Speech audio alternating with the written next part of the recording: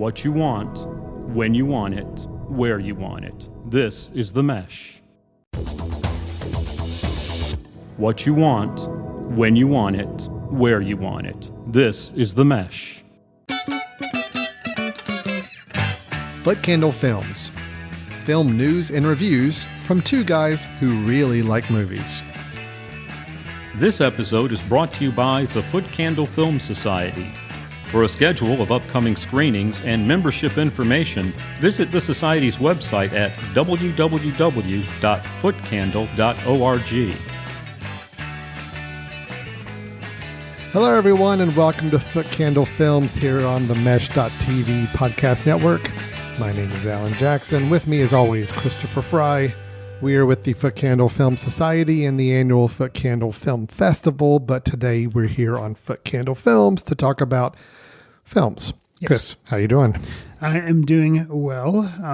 Looking forward to see what interesting insight we can bring to our review today.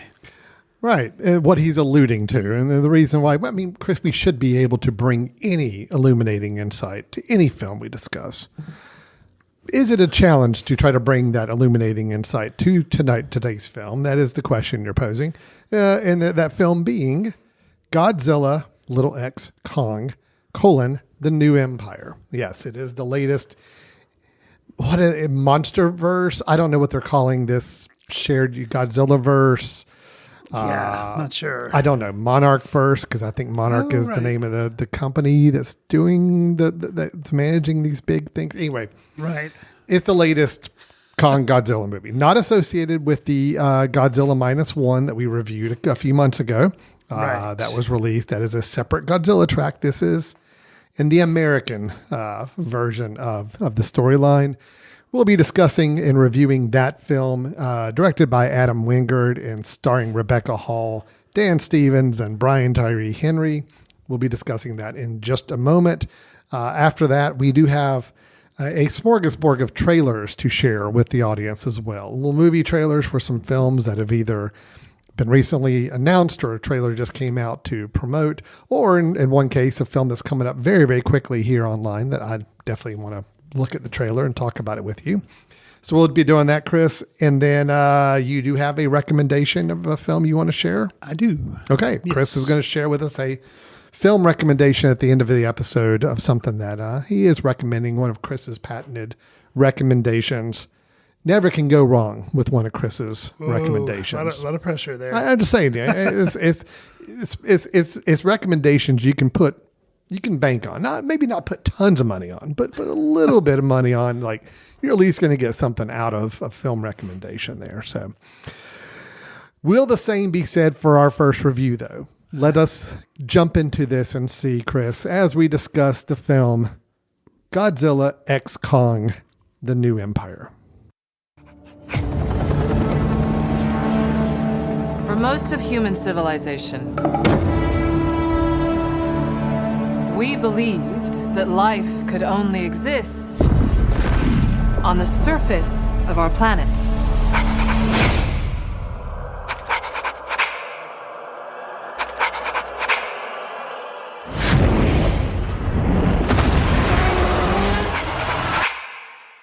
What else were we wrong about? Welcome to my world.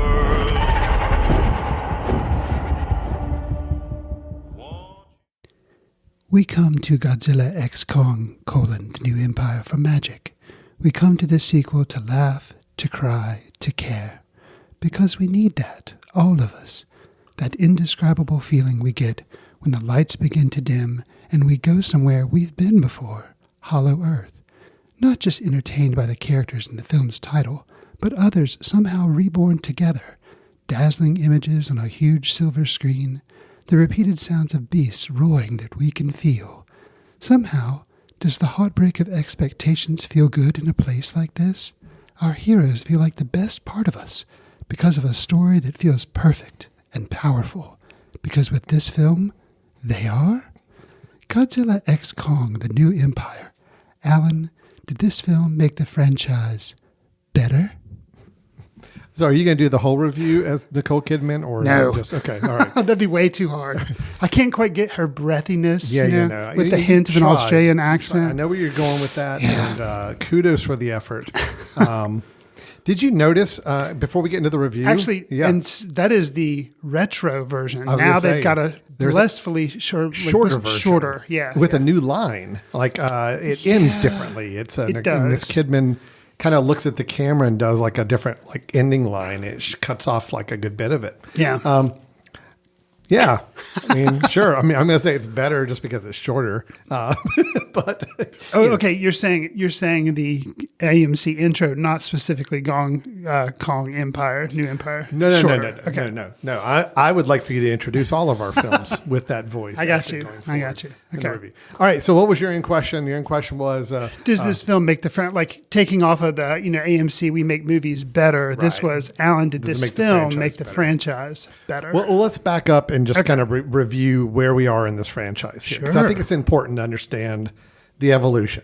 Okay. And as every time we've talked about either a Godzilla or Kong or Godzilla and Kong movie, we've always kind of let the audience know that I am an unabashed fan of giant, I guess they call them kaiju, which I don't like that, but whatever. That's the idea. These giant monsters that destroy cities and battle each other and all that. I like this type of movie. Fair enough. This whole series started with Gareth Edwards' Godzilla, I think 2009, if I remember, somewhere in that neighborhood. And I really liked it. You were mixed on it. You were a little a little more lukewarm on it. But regardless, it was fairly well received, pretty decent box office hit. Critics generally thought it was okay. Godzilla was in the movie like 9 minutes. Okay, out of the whole thing. It really was all about people and really about drama and about all this stuff. Right. Every movie that's come since then is kind of geared a little bit to the mass entertainment standpoint. Okay, the creatures are on screen a lot more often every movie as you go along. The writing becomes less important every film that's gone along. Okay. The CGI battles have become much more CGI-ish every movie that goes along. And we've kind of hit that point now with this film where it's like, all right, this film is unrecognizable when compared to Gareth Edwards' Godzilla film. I would agree with that. But the question is that a good or a bad thing? I'll go ahead and say, I don't like where these movies are going. I do not like this type of movie. I do not like the movies going here. I really wanted them to keep up with what they started with. And every movie that's gone along has been a little bit more of a letdown in terms of what I want from this franchise. Fair enough. That being said, if you're in the market for a dumb movie, You can't do worse than this. it is dumb. It is playing to the cheap seats in every possible way you could imagine. Where gracefully, I think minimizing the humans in this film was probably a good move because that was pretty painful when they were on screen. Yeah, agreed. And look, am I going to say I didn't have at least some little bit of essence of fun watching this thing? Yeah, I'm watching it with a theater full of a bunch of 18 to 21-year-old kids at 10 o'clock on a Saturday night watching this. Yeah, there was some dumb fun to be had, but is this a good movie? No, not at all. Is it dumb fun? Okay, sure. I mean, look, Kong gets a robot arm. Godzilla sleeps in the Colosseum in Greece. There's fun stuff. It's dumb, but it's fun. I'm giving this a very regretful pass to at least say that if you like where the last couple of movies have been in this franchise, you're probably going to get a kick out of this. If you don't like where this franchise has gone and you were much more of a fan of obviously the Japanese version of the film storyline or even Gareth Edwards' original one, yeah, this is not for you. But going into that, if you know that, so be it. I've got more details to share, but Chris, I've gone on long enough. Tell me your thoughts. I pretty much can predict it, but just tell me where. I think I've kind of shown my hand. I understand, not every movie needs to be a serious movie. The point of these movies is to show monsters, beating each other up or having fight scenes. I get that. I guess just the lack of trying to do anything vaguely interesting when the monsters weren't stomping around on screen, I guess, is what really dragged the movie down for me. It is self-aware. I feel like that it is dumb fun. It's not trying to be serious fun. It's not trying to make it. But for me, it ended up being just dumb. The one thing that was a little interesting at the start was I was not expecting the movie to open like a day in the life of Kong, where he like starts the day, he's hunting, he wrestles some beasts, he gets dirty, he takes a shower, then has to go to the dentist. It's kind of like, if they had actually played like the Beatles, A Day in the Life, that probably actually, that would have been the best laugh I had out of the whole film, because I was like, okay, that's dumb, stupid, but it's trying to be funny. It's trying but it just, and then that kind of went away, and then they got into like the typical monster fighting. You referenced the people part in these films, which, I think it would be interesting. I think you and I have actually talked about this before, to have a monster movie where there is absolutely no dialogue. Yeah. All it is like monsters fighting. Yeah. Because the human part, a lot of times, except for Godzilla -1, that was an interesting thing. Well, I think it depends. I mean, if you make the human parts interesting and a movie within themselves with Godzilla -1, and I'm going to say I thought Gareth Edwards' Godzilla did as well. Right. I'm okay with it being people focused because the people were interesting and the storylines were interesting. Since that first movie, though, none of these sequences with any humans in any of these movies has made, as much as I've not wanted it just to be CGI animals watching the whole time fight, I'd rather have that than to watch the human parts that they try to weave in to try to give some semblance of a story or plot that we don't need. Right. And it's boring and it's repetitive and it doesn't make any sense and all that. Anyway, I don't fault the actors. No. Because Rebecca Hall, I like her a lot. This is kind of a weird fit for her, because she's usually like, I don't see her in like a blockbuster type movie, but good for her. She got a paycheck. Well, she was in the last one. Okay. And, so was Brian Tyree Henry. Which I remember him in the, that's usually how memorable these films are for me. I kind of forget them. I didn't realize both. I figured because of the way his character is in this one. Yeah. Well, that makes sense. And the little girl was in the last one too, right? Right. So I remembered he was in it, but like, I guess I'm kind of tired of the whole nerd podcast. Oh yeah. Yeah. No, not that I take offense of yes, we're podcasters, but that's not, it's such a trope now. I mean, in the Ghostbusters Frozen Empire, there was a guy, a kid named Podcast, so it's like, okay, that joke to me is just so easy and tired now that I don't find it entertaining or funny anymore. Well, you made the comment that, the film seemed to be more on the joke this time. Seemingly so. I think most everybody did. I do feel like Rebecca Hall might have gotten a different copy or prepping for the script than the other actors did. Okay. Yeah, because Dan she Stevens honestly is trying to play this as a serious film that, is in the vein of some of the more earlier original films. True. I don't think anybody else got that memo. I think everybody else is like, oh, this is a movie where we're going to show how we're going to rip a tooth out of Kong's mouth, and we're going to give Kong a robot arm, and we're going to have these big fights. Everybody else is like, okay, I got it. I know the job. Dan Stevens especially, I think, is like, you know what? What movie is he in? What movie is Dan Stevens like? And I like him, but it's like he's doing Eurovision, a movie he was a villain in with Will Ferrell. It's like he's doing that character in a Kong movie, and it's like, okay. No, as soon as he showed up on screen, I'm like, okay, I get where Dan is going with this. He knows what type of movie this is going to end up being, and he's just going to have fun with it.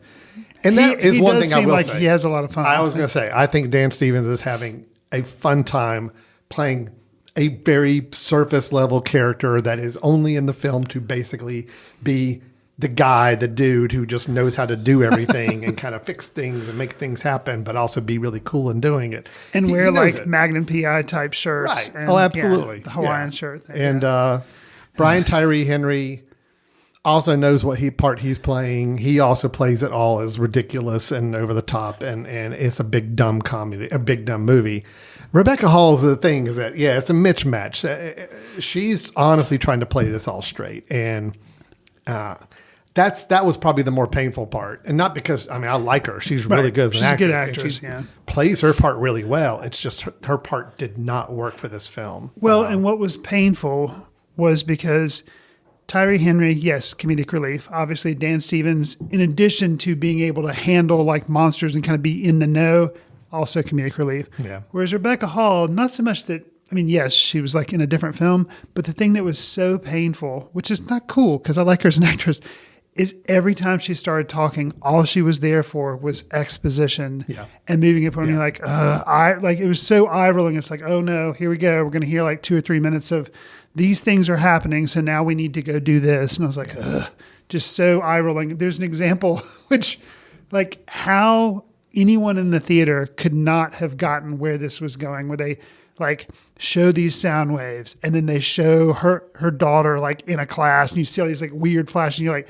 yeah, clearly. And then of course they cut and what has she done but drawn those sound waves? You're like, okay, everybody at that point immediately knows what, and then it takes Rebecca Hall and she has these moments where she's got to like figure like, really? You didn't already know? Like, it's just, you shouldn't be able to let the entire audience already know because then it's boring. It's like, yeah, hurry up and figure this out. We already know this. Get there, She has a real thankless job with her role just here. completely. When one of the first lines in the movie, like she's being interviewed on a TV network, and it's like, she's like, well, as long as we can keep Kong and Godzilla separate from each other, we're fine. Right. Everything's okay. It's like, all right, so I get it.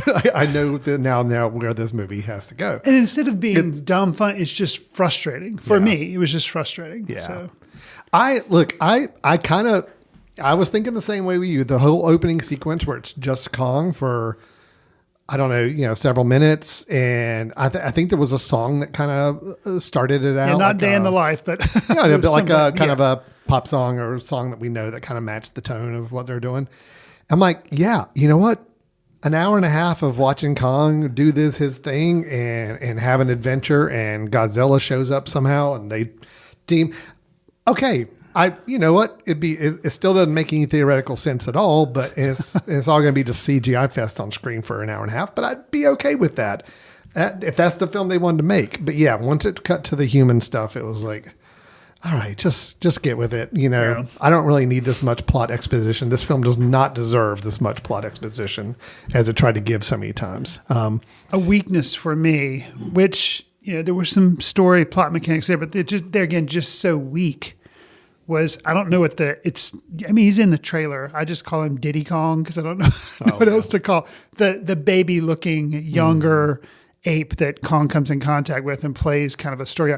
That to me was just also as eye rolling as what Rebecca Hall's character had to do. I was just like, okay, I just. Well, I will give him credit. It went a slightly different route with that story than I thought it was going to, but still pretty much ended up where you expected to be. Okay, I will say it did surprise me a lot. Kind of like with the intro of Kong in the movie. I was like, oh, it's a day in the life of Kong. That was interesting. And then that went away and then I was bored. I knew because of the trailer that Diddy Kong was going to make an appearance. He did. And at the video, I was like, oh, okay. But then no, it just got lazy and with the typical route. Exactly, So, it did, yeah. Which was disappointing. Well, and all right, we'll get really specific here. I thought the quote villain was lame, not really one that I felt like justified these two titans teaming up and fighting. It just didn't make any sense. It just really, when it kind of got around to showing that this is now the threat that they're facing, I'm like, this is why they had to team up to save really? Earth. Right. It's like, they're fighting a giant robot Godzilla in the last movie in the streets of, I don't remember what city. And it's like, that made sense. This one, not so much. Don't really see the need for a whole movie on this guy. But,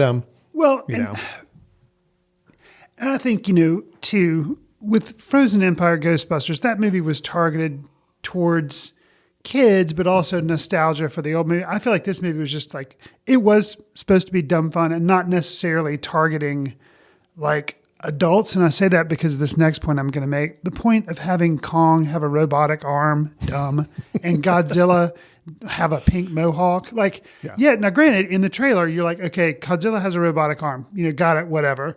You see Godzilla, who, even with the limited knowledge that I have, I know that it's supposed to be blue, not pink. Like, I'm like, why does he?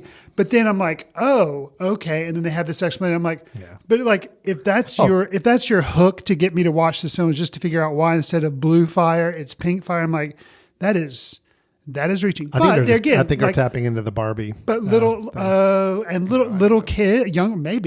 younger kids, like I can see them like, oh, cool. I want to see the new one where Kong has a robotic. Like, I get it. This movie wasn't really made for me. So. Well, and again, as I was surrounded by more of the target audience for this film in my screening, I get it. I mean, they were having a good time with it. I mean, it was yes. Look, 14-year-old me would have really dug this and had a good time with it. Okay.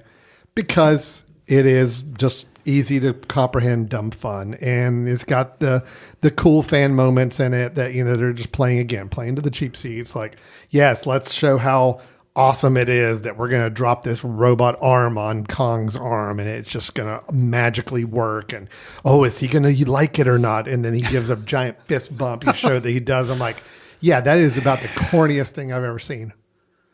But I get it. I get what they're doing. And the crowd around me was loving it. I'm like, okay. Yeah, that's the thing. It's playing to a whole different audience. And again, the shame of it for me, the reason I'm disappointed with in general where these films have gone is you had such interesting start points in these films, interesting ideas to discover, interesting characters to explore. And then it's just, okay, well, we didn't make quite enough money with it going that route. So let's try to dumb it down even more. And let's just make it all about the monsters and all about the fighting. And yeah, unfortunately, now, yes, they're making a lot more money from that. So that just means this is going to continue. This is it. This is it. Well, something that was also, I did start this review off positively by saying I was surprised by the very beginning how they did the day in the life of Kong. But something else, and I'll dance around it because I was not aware of this before going into the movie, and I would consider this spoilers. So I'm not going to.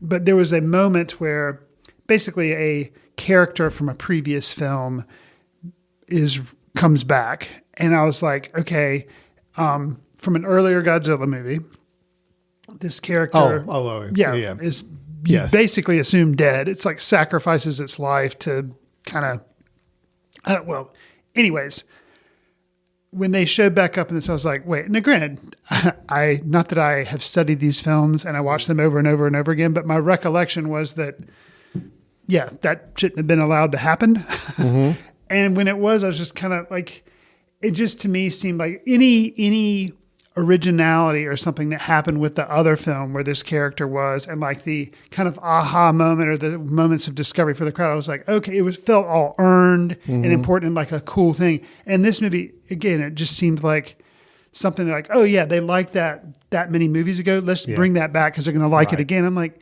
no, I would have preferred something a little original. So... you can just tell throughout this entire film, the creative choices being made are all about this will be cool. And a lot of audiences, especially younger audiences, will like this.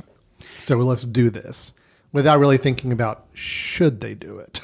So that was just a lot of the choices. And any stakes in the film. I mean, you know what the stakes in the film are going to be for the giant beasts. Are they really going to kill Kong and Godzilla? Well, we know the answer to that. Don't give it away, Chris.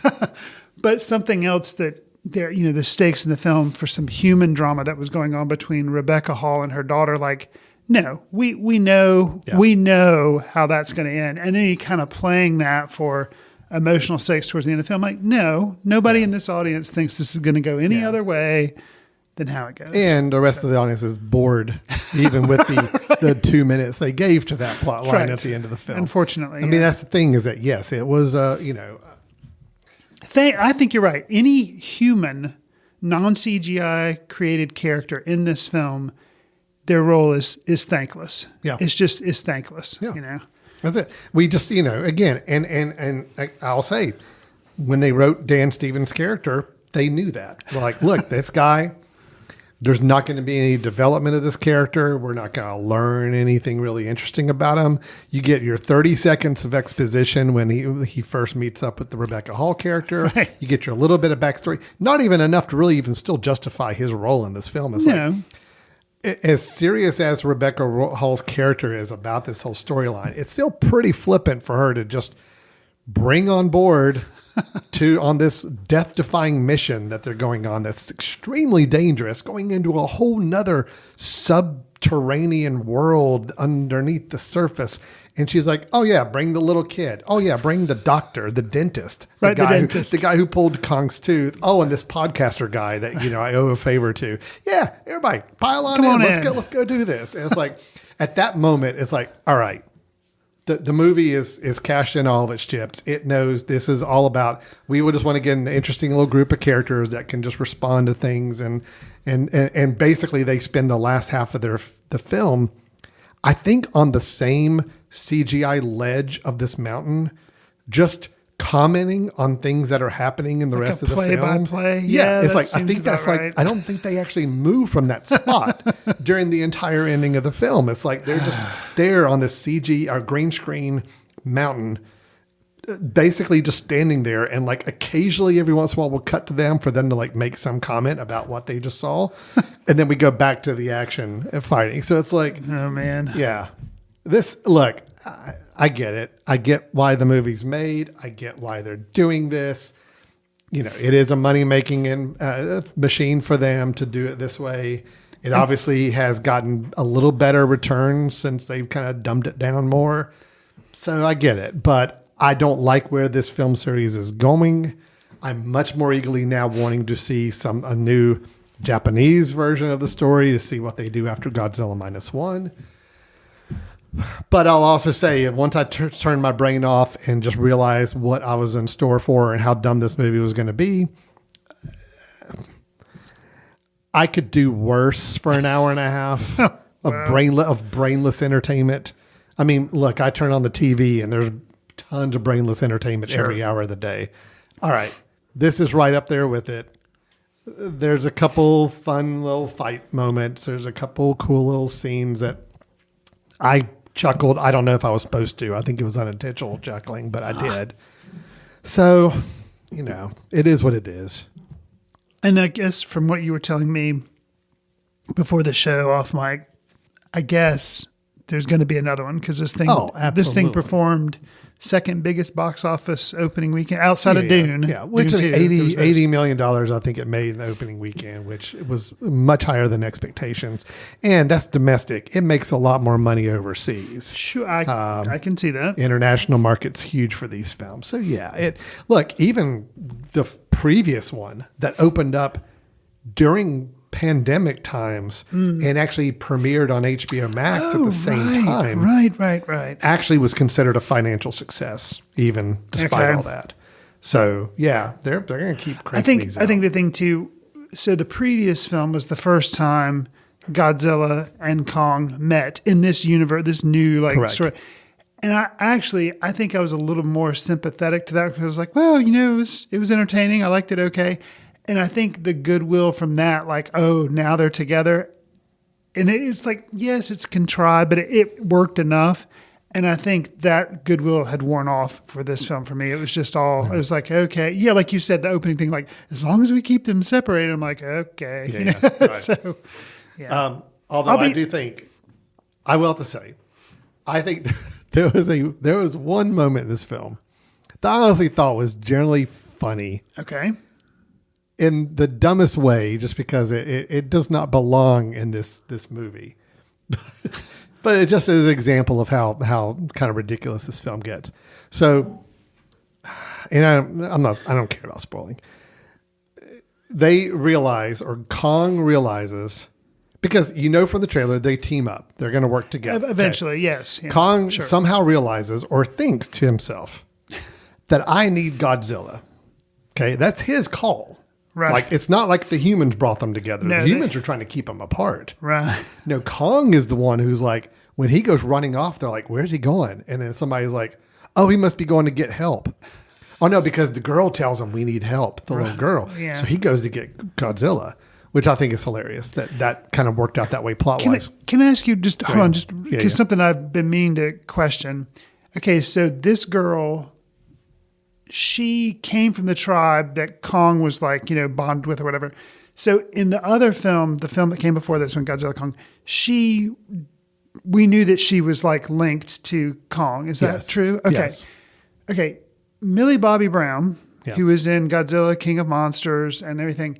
She was also in the Godzilla and Kong. Okay, she was. Okay, and she has like a link with Godzilla, right? I don't know about that. Not Okay. quite the same way. Not I the think. same way. Yeah, I Okay. think that like she had a kinship with Godzilla, but Okay. not like any kind of mental Okay. hocus pocus connection thing. Okay. And her character just isn't in this movie. Her character wanted more money than to be in this movie. Get on, No, get on probably so. her. I mean, I think Okay. that's what it is. Okay. No, she's not in it. Kyle Chandler was in the last couple movies. He was in King of Monsters and he was in Godzilla Kong. He's not in this movie. Rebecca Hall and Brian Tyree Henry are the only two that are like. Well, and the little girl. Oh, the little she's girl. a Yeah, carryover. yeah, yeah. Okay. Those three carried over. So is this. And I guess I will say that the human characters are pared down in this movie Which- more than they've been in the okay. previous ones. I will say the previous movies are like so many human characters, so many boring human characters. And here they're just down to 4 or 5 boring human characters. So it's a little or better. two human Right. one human character that's somewhat interesting, but Yeah. is just like in a totally different movie, that Right. being Dan Stevens, Yeah. but makes this watchable. I All guess. right, coming back to my plot. Yes, sorry. I was just confused the about funny Millie moment Bobby. is not that Kong decides he's going to go find Godzilla. He shows up on our surface world, whatever, In Egypt, right? in Egypt, Okay. and Godzilla somehow knows he's going to be there. So, Godzilla shows up there, Sure. and Godzilla hates Kong, right? But Kong normally hates Godzilla, but he's like, nah, I need him right now. So when Kong shows up, Kong's looking angry at first, like looking menacing, and Godzilla shows up and he's looking menacing, and they're about to fight each other. But there's a brief moment where Kong kind of does a, hey, whoa, hold on, wait a minute. Like, I'm here to like get your help. It's like a brief little moment where you kind of get this idea that he's trying to be like, it's a very human thing of, oh, hold on. I don't want to fight. But then he gets punched anyway and they fight. I'm like, that was hilarious to me. It's like they've added so much human personality to Right. Kong, which is ridiculous. But again, Godzilla and Kong both became much more cartoons than they've ever been Gotcha. in these movies. And that's the part of it I don't like these films, but, or what these films are becoming, but I get why they're doing it. And so be it. It's not for me, but I try to find a little bit of enjoyment in a few little moments that made me laugh from it the best I could. Well, it sounds like you had a better time than I did. Slightly better time. Right. Chris. And please don't, I am not going out and buying the Criterion Edition version of this film. I am not planning on showing it to friends and family. I try to find the good where I can. Gotcha. And I at least found a few moments of enjoyment in a Sure. 2-hour movie. So, Gotcha. yeah. Admirable. But yes, I know you. Dumb is the word that we're kind of tossing around. It seems to be the way that we're going with Yeah, this. you had some dumb fun. Unfortunately, You just had dumb. just thought it was dumb. So Well, again, we're more alike than we're not alike Sure. on this film, for For sure. Godzilla X Kong, The New Empire. Do I recommend anybody see it? I mean, Again, for people that if are you huge really- fans of the Godzilla if you franchise. loved the last one, Godzilla versus Kong, this one is even dumber and even more mass entertainment. But if you like the last one, you'll probably find enough to like out of this. Yeah. I think that's the way to look at it. But if you don't like where these movies are heading, no, you're not going to have a good time with it. You're not going to enjoy it. So, okay. That is that. Still playing in theaters all over the place. Yes. So, Chris, let's take a quick break. And when we come back, we've got some trailers to share, and then we'll end the show with your recommendations. So stay tuned. You're listening to Foot Candle Films here on the Mesh.tv. We'll be right back. This podcast is sponsored by Jackson Creative, a custom communication agency located in downtown Hickory, North Carolina, specializing in online content creation. To learn more, visit thejacksoncreative.com. Jackson Creative, we tell your story. Welcome back to Foot Candle Films here on the Mesh.tv podcast network. We had our review and our thoughtful, in-depth discussion of Godzilla X Kong, the New Empire at the first of the show. But now let's move on to talking about some trailers. Movie trailers, we love them and we hate them. But for these three we want to bring up, I think they're all justified that we watch them and that we're trying to get a sense of what these films are going to be like. We're not looking at them to possibly spoil the film for us. We're looking at them to give us, they got to do what a trailer's supposed to do, to give us a little insight as to what to expect if we were to come plunk down our hard-earned money to come see get a ticket for this film. So Chris, you brought up a couple and I've got one to share as well. Let's talk about these three trailers. 4 films coming up. First up, of course, Chris brought to our attention as he's opt to do. It is an A24 film, but luckily all the A24 films, knock on wood, have been really good. And this year shaping up to have some good releases from them as well. So we do have one that is coming up. This film, looking at July 2024 is the release date. It is the film Sing Sing. Anything we want to say about this before we watch the trailer, or just want to jump into it and watch it? The trailer, yeah. All right. Here's the trailer for Sing Sing. This stars Coleman Domingo, and it's from Studio A24. Let's give it a watch. To die, to sleep, to dream. This is a clemency hearing for your conviction, 25 to life. Since you've been in custody, you've been involved in a theater program. Gentlemen, let's go. It's been a program that was established to help people get more in touch with their feelings and truly get some rehabilitation. I am Gladiator Goliath. I am Spartacus. I'm Prince Hamlet of Denmark. And it's turned into something of, wonderful. What part do you play? From time to time I do act, like we all do. So are you acting at all during this interview?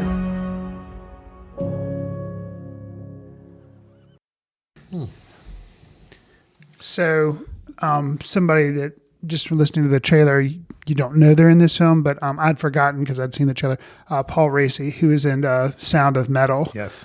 So he's in it, which, that's another person that seeing them in a film, I'm like, okay, they're capable of great things like Coleman Domingo. So how early is it to start filling out Oscar ballots? I mean, is that because I feel like, or guess, yeah, sure. I mean, look, this has got all the elements that make up based on a true story. Inspiring. It's it has something to do with kind of the show, a little bit of show business, a little bit of behind theater is craft. healing. The theater and art as healing. It's got all the right. It knows what it's doing here. I'm sure this looks like it's going to be good. I think so. Looks like a good film. I just, But I'm kind of putting a concern out there. It is interesting to me, and it gives me a little hope. If this trailer had just come out and we didn't see, you referenced several times, it's an A24 production, and let's say they were not involved with it, and this trailer come out, but looks good. I'm a little concerned. It looks like you're, kind of Oscar work, just going for the Oscars, kind of stereotypical, based on a true story. You kind of can guess the story arc and everything, revealed maybe too much in the trailer. Like, I'd be a lot more trepidatious. But the fact that it's A24, I think, no, not that the heartstrings won't be pulled, but I think that they'll earn it, I guess is what I'm saying. I'm giving, I think I will admit that I give it a little bit more benefit of the doubt, that I'm not going to feel overly manipulated. So I'm interested to see it. I think Coleman Domingo, I think he was so good, and he got nominated for Rustin last year, but I thought he was better in Color Purple. Color Purple. So, well, hopefully, he'll continue to be in the spotlight for something like this. Well, that is Sing Sing, that is coming out in July. Okay. In theaters. Director Greg Quindar, which I'm not familiar with. I'm not familiar with him either. Colman Domingo and Paul Raci, like you mentioned. So, all right. Interesting. That looks good. I was not familiar with that one. Another trailer I'm not familiar with, and you brought to my attention, that the film is titled Cuckoo.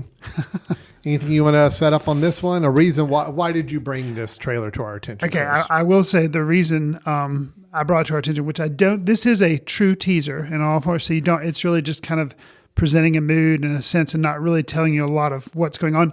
But from what I understand, one Mr. Dan Stevens is in this film. So he's not playing a giant ape dentist, though. I don't believe so. Yeah, and this actually kind of returns to more of a film where I first became aware of him, a film you and I watched years ago, also directed by Adam Wingard, called The Guest. Right. And that was kind of a thriller type movie. This movie is... I liked. Right. Yeah, I did movie. too. Yeah. So this, he's playing much more of like kind of a return, I think, kind of to the original role he plays in. So anyways. Okay. Well, let's watch this quick teaser for the film Cuckoo.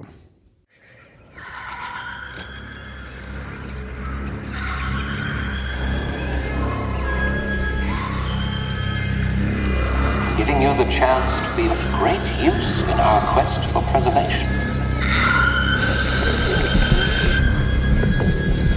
The adolescent needs to be trained.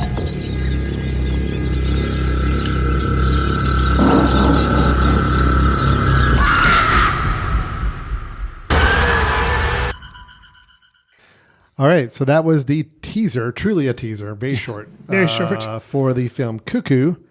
The plot line on this is a 17-year-old girl is forced to move with her family to a resort where things are not what they seem.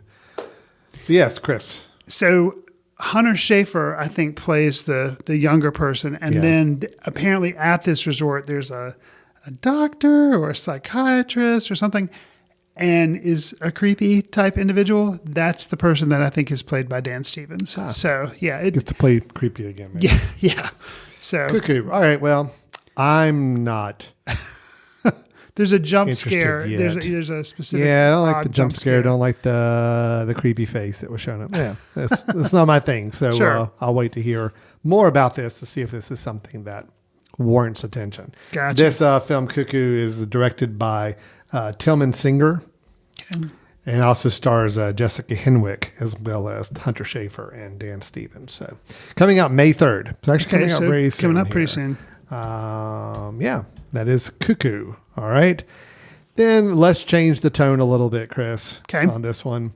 We talked about this film in the news section a while back. It is the film Unfrosted. And the reason we brought it up is because it is directed by a Mr. Jerry Seinfeld. Now, Jerry Seinfeld has been in a couple of movies. I think just animated voices. Has he actually been an actor in a live action actor in a film? Not that I recall. Not that I can think of either. But he actually is a star in this film as well as the director of this. So Unfrosted is the story about the creation of Kellogg's Pop-Tarts, directed and co-written by Mr. Seinfeld. Okay. It kind of covers the Kellogg's companies competing against Post to try to come up with a beloved breakfast pastry. Now, anybody who's a big fan of the Seinfeld TV show knows it. Breakfast is kind of his thing. Breakfast cereals, breakfast foods he loves. So this is kind of obviously a passion project for him to get into. Let's watch the trailer for this. This film has a lot of people in it. Okay. Jerry Seinfeld, Melissa McCarthy, Jim Gaffigan, Hugh Grant, Amy Schumer are all in this film. Wow. And let's take a look at it. You could probably tell by the people involved, it is going for a comedy here. I would assume so. Okay. Even a little broader comedy than I expected. It is comedy for sure. Though. Let's take a look at Unfrosted, coming to Netflix in May. Lift off. I believe we have split the atom of breakfast. In the early 1960s, the American morning was defined by milk and cereal. And the two undisputed giants of the cereal world were Kellogg's and Post. Major news from the breakfast world. The Post Cereal Company has reportedly invented a shelf-stable fruit pastry breakfast product. No. Yeah. Boy. It's Post. They did it. I'm about to finally crush that big red K that never stops glaring at me. How do you think Post? Wow. So like I said, broader comedy than, well, I guess, what was I expecting? But yes, it's, what do you think, Chris? I don't know what to think. The fact that it's based on a true story, but it's obviously like being so silly and out there. I don't know. I guess I might have felt a little more assured about it if Jerry Seinfeld wasn't in it. Because, you write, you direct, and then putting yourself in there is what it appears to be one of the lead people. You're like, maybe, I don't know. But yeah, it did make me laugh a couple of times in the trailer. Well, look, it obviously it's absolutely not taking itself seriously. Clearly. It is going for broad laughs. It is going for kind of, it definitely had a little more of a Airplane Naked Gun type of vibe to it. Just over the top humor, just ridiculous, zany humor, which again, I'm all for. We haven't really had a good comedy of that nature that I can think of in a really long time. And I wonder I cannot imagine, Jerry Seinfeld carries a lot of weight, obviously, and has money, how they got the rights. Kellogg, okay, I get, but Post and using their logo and all that, but I guess money talks, and they figure like, oh, you want to make it. I wonder too if you remember referencing another film that we reviewed here on the show, Weird. That was the Weird Al Yankovic biopic with air quotes. Yeah, that was like, it worked for me, and I really liked it. And I wonder if this is going to kind of take a little bit of the same slant where it's like, okay, obviously there is something called a Pop-Tart. Yeah. But as far as a lot of the other stuff. I think it's definitely going to be an exaggerated storyline, obviously. Super exaggerated. Yeah, you're right. I think Weird was probably the last one I can think of that was in that zany comedy brand that I honestly can't think of another just over-the-top, ridiculous comedy since then. Right. I'm probably missing some, but not any that really caught on or a lot of people saw. Sure. So I'm looking forward to it.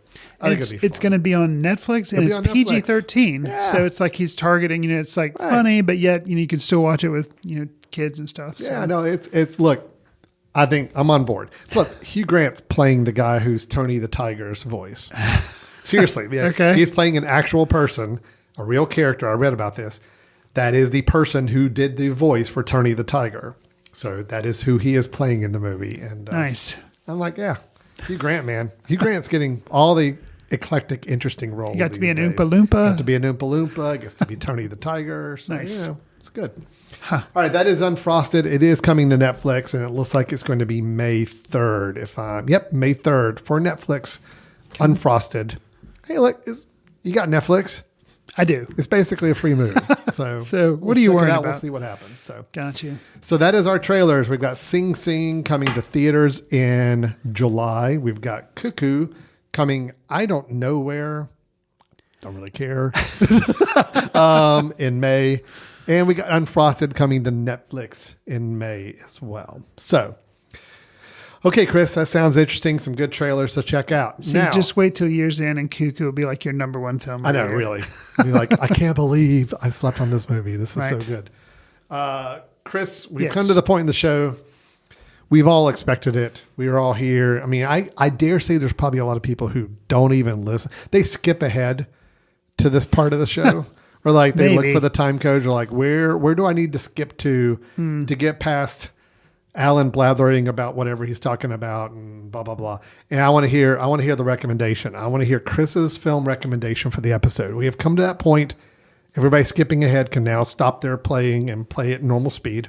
And so, Chris, you have a recommendation of a film that we may want to check out. What do you have to share with us today? So I did take a break in my Bong Joon-ho like marathon that I've been doing to kind of ease the pain of Mickey 17 not coming out this year. Yeah.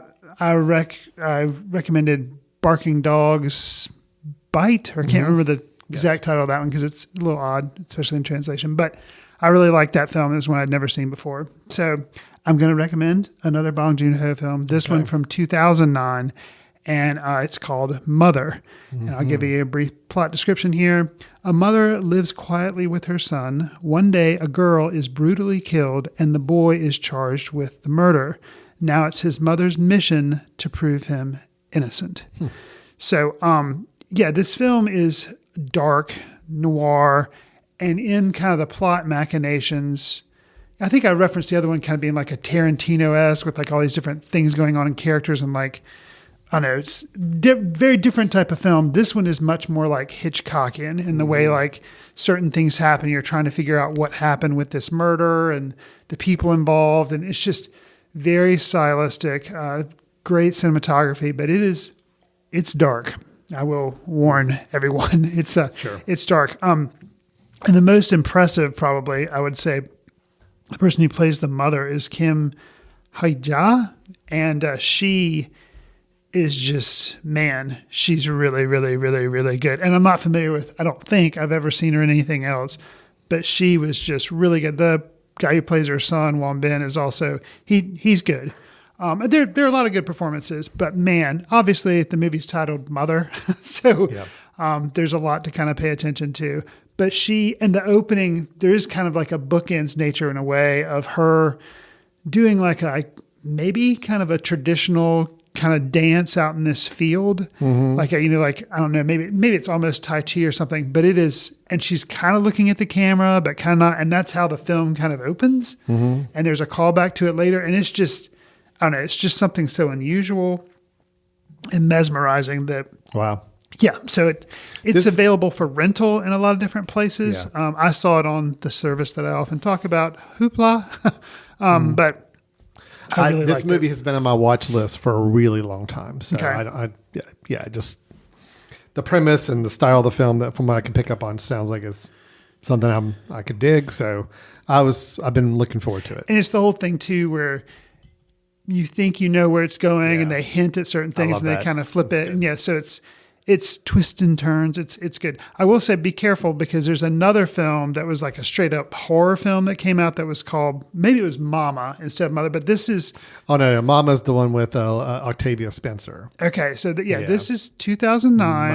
Mother. And not Mother with an exclamation right, that's another one. Right. Darren Aronofsky's film.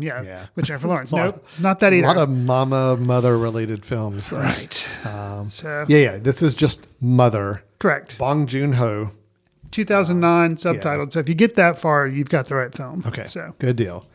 Good. Thank you for the recommendation. That's great. Just a reassurance to me that I need to catch up on my watch list, and that one is on there for sure.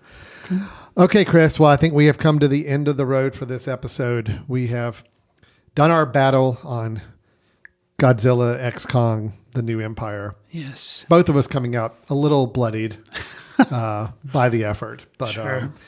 Then we showed our trailers, and we talked about the films coming out. Sing Sing, Cuckoo, and Unfrosted, all coming out in the next few months. And then we had our recommendation from Chris of Mother, Bong Joon-ho's Mother, as something to check out. So Chris, we are getting into this. We're in springtime. We got one more season to get through before we get to our season, which will be the fall for our film festival. So tell us a little bit about the film festival, and then you can tell us how people can get a hold of us. So this year will be our 10th year of holding a film festival. It'll be September 20th through the 28th. We've got a lot of fun things planned. We're going to do an outdoor screening of a film paired with a band playing some music that will coincide with the film. It's called our Stage and Screen event. We're having that again this year. We're going to have 2 different instances of the children's films that we try to do, like blocks of films for, younger children. We're going to do that on one day during the week, and then we're also going to have it as a Saturday morning type event for younger children. And that's a free event. The children's films are a free event. So we hope you will plan to come out. We're also doing our normal short film showcase with a reception and doing screenings of narrative films and documentaries. Just a lot of fun stuff. So we hope you come check it out. Again, September 20th through the 28th. That's right. Information will be coming out in more voluminous information about the festival in probably July-ish timeframe. What we're looking at. So that's definitely, stay tuned for all of that. And then if people want to reach out to us, people loved Godzilla X Kong and want to sing its praises, and maybe we missed something that was a lot more important, a lot more in depth about the film that we didn't get into. How can they talk with us about anything? You want to tell us just simply to lighten up, I guess specifically me, Sure. who can't seem to have fun. Send an email to info@footcandle.org. You can follow us on Twitter @FootCandleFilm, Facebook, Foot Candle Film Society, or Instagram Threads. We're on there simply as Foot Candle Film. Alan and I are also on Letterboxd, where we try to see track what we're seeing or leave quick takes. Do us a favor. If you like the show, consider giving us a star rating, write a review, share with friends on whatever service you receive your favorite podcast on, because it'll help us reach new listeners, and we'd appreciate that. All right. Thanks, everybody, for listening, and we'll look forward to talking to everybody next time we get together. Take care. See you in the ticket line. Watch films in the company of like-minded people in the dark.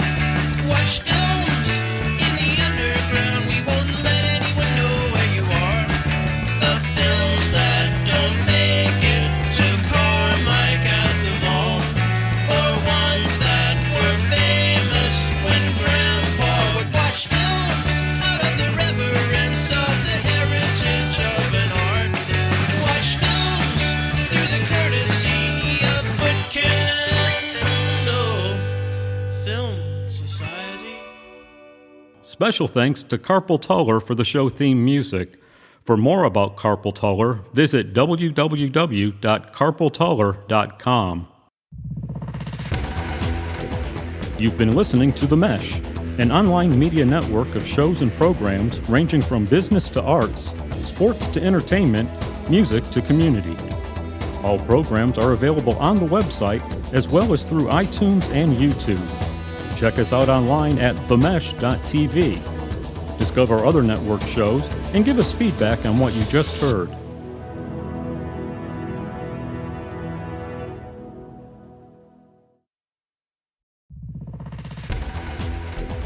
You've been listening to The Mesh, an online media network of shows and programs ranging from business to arts, sports to entertainment, music to community.